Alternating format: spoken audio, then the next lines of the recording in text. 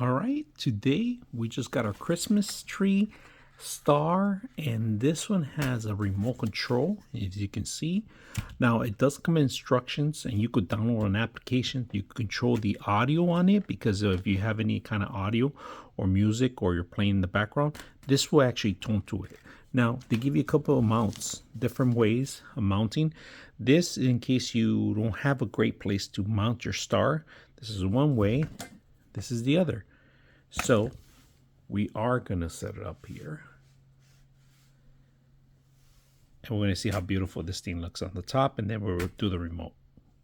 All right, just to let you guys know, when you fold it, this is the clip that you have to clip on together, right? So it snaps in together so you can see the actual star complete.